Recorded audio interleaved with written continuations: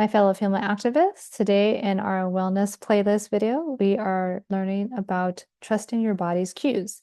So this is part of the nourishment, okay, subcategory, but this is about trusting your body's cues. All right. Cathy Perez here. If you're new, I am also a fellow family activist and I'm a wellness coach and want to be your wellness coach. So we have several different playlists. This one is the wellness, okay, playlist, but we talk about 5 main categories, pillars of health, as I like to call them, both mental and physical. They are sleep. I'm sorry, I always put them in this order just so I remember them.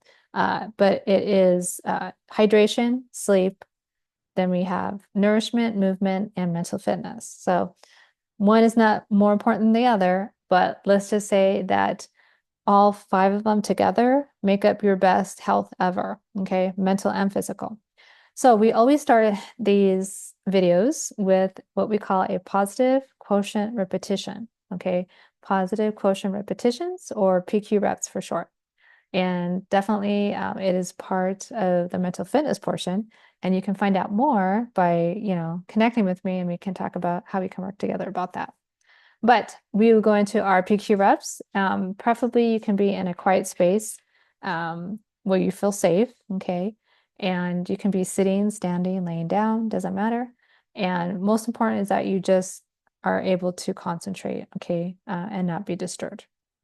So with that, let's go ahead and grow your tallest spine. Always make sure that when it's no different from meditation, the fact that you always want to have as much airspace as possible. All right. It just helps your body feel safe. So elongate your spine. Again, doesn't matter where you are in space. And if you feel comfy, go ahead and close your eyes like I will. What we're going to do is we're going to what's called tactical repetitions, PQ reps. So to start off, go ahead and take 2 fingertips, okay?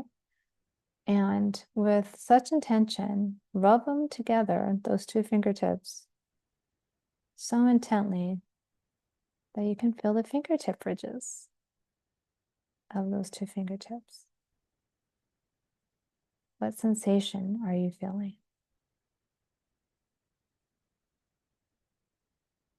Now, go ahead and bring those palms together. And this time, rub all the fingertips against one another with such intention that you can feel those fingertip ridges. And go ahead and take the hand all the way down each other. What else are you sensing and feeling? Are you creating friction or heat? Can you actually make out your fingerprints?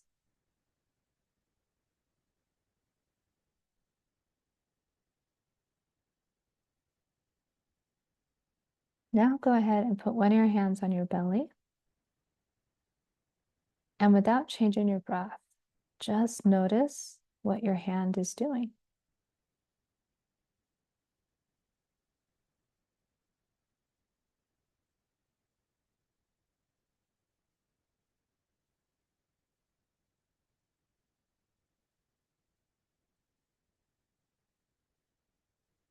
And with that, when you're ready, go ahead, blink your eyes open if they're closed. That, my friends, was your first PQ repetition exercise. Hopefully you felt a little more refreshed and a little bit more basically alert and centered. So meditation obviously is very, very old, right? But this is actually like the root reason, PQ reps, why people meditate. I can assure you that I used to meditate and I still do, but not as much. But what I'm getting at is once I started my PQ reps, my meditation became so more like it was like elated. Like I could feel the energy. So again, PQ reps, much like meditation, but still different and very helpful. Alrighty, so we are talking about, again, trusting your body's cues. And this is part of the nourishment pillar, okay? So 3 quickies that we want to think about when we're talking about trusting your body's cues. First, quick tip is when you're deciding to eat, okay, whenever that might be for whatever meal, think like a toddler. Okay, so any of you who have children of your own probably remember when they were kids, when they were little people, right? Maybe you took care of, your niece or nephews. I know that I got the wonderful opportunity to take care of my niece when she was a newborn until she was about 2.5. Sensational. It was incredible to be in that position. But watching her eat was always fascinating. And interesting is that unfortunately, as we grow, okay, and we get pushed into this hustle mentality, okay, of being a human, our ability to understand our body's cues goes by the wayside. It's still there, but it's unfortunately been kind of hampered. And so we really want to think about when we're eating or whenever we're going to eat, that we think like a toddler again. Why is that? Because if you witness a toddler who is eating, then you're experiencing intuitive eating. You're looking at them using their intuition. Okay. That is innate in all of us. And it's not an instinct that goes away. We just sweep it under the rug, quote unquote, so that we can get more done, unfortunately. But when you watch a toddler eat, and I mean, you don't even need to look it up on YouTube. You can just remember when you were smaller, what it was like to actually eat. What happened? You actually ate until which time you were full. And you didn't question whether you were full. Your mind spoke to your body very clearly and said, we're done. Try getting, right, a toddler to eating more, and they're probably going to start throwing food back at you.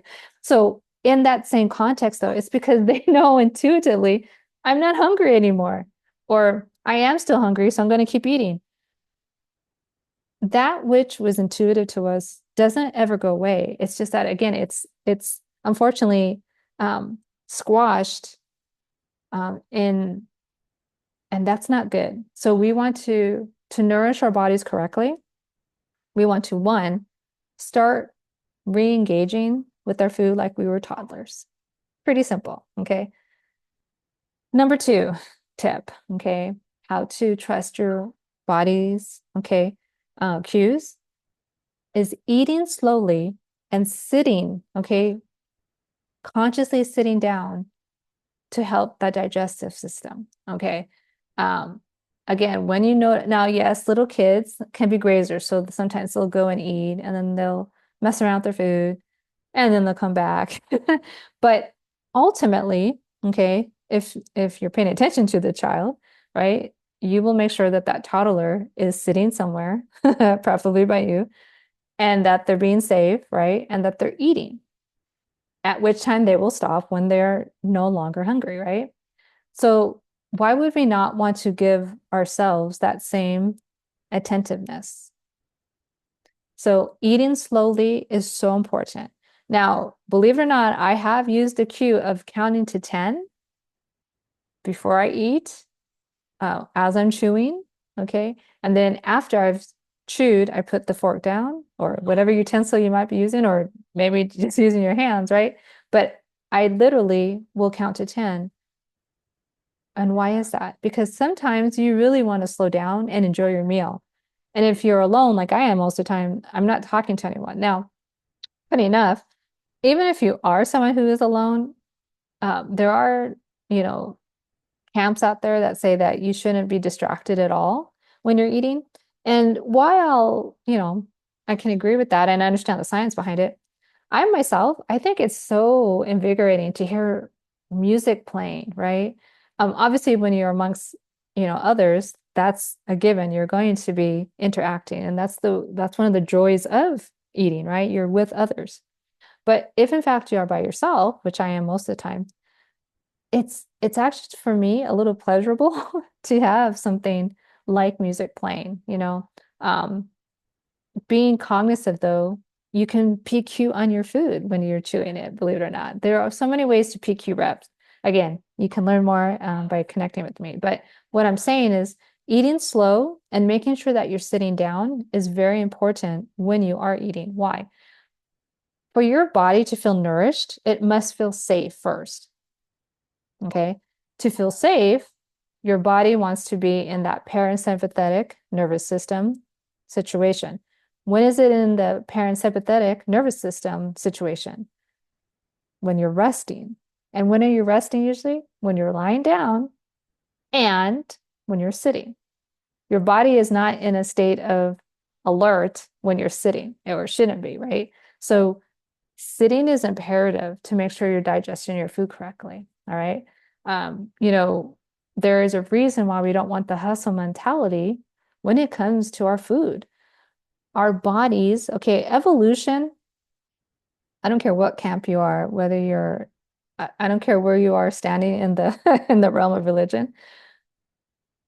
Regardless, anyone will tell you, okay, that it is best to be seated, okay, to sit rather, when you are eating. Why? Because your body needs to be paying attention, right? Quite literally, to know that it's consuming food so that it knows when you're full. This sounds completely wacko, but it is true. If you are standing, okay, and I know that there's a lot of restaurants, right? Or I should say like bar type areas where you're standing and eating. Well, guess what? Your body, that cue of standing makes it think that it's at alert, i.e., the sympathetic nervous system is going to take over, and you're not going to really know that you're full until which time you're overstuffed, probably. When you're sitting is when your parasympathetic nervous system is working and it's relaying between the brain and the body. Oh, I think I'm getting full. Guess what? You probably are. And when you're sitting, you will hear those cues and feel those cues a lot easier. Okay. So again, imperative that we eat slowly to enjoy our food, one, but two, to make sure that the signals between our brain and our body are working correctly, right? So that it can signal when we are satiated enough that we can stop eating. And usually what that means is that we're not going to overeat. And then final, okay, the third final tip about trusting your body's cues, they are not to be ignored. So when I just said that when you're sitting, you're more likely to understand that you're full faster, there's a reason for that. And when you choose to ignore it because you want to delve into the sweets of, let's say, the dessert that's coming, you do so at your own peril. Your body is telling you it's full. It doesn't need any more.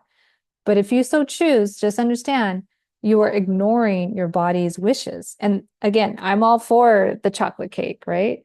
But keep in mind that even just one piece, all right, or a bite of a cake would be enough to satiate that infatuation you have with chocolate.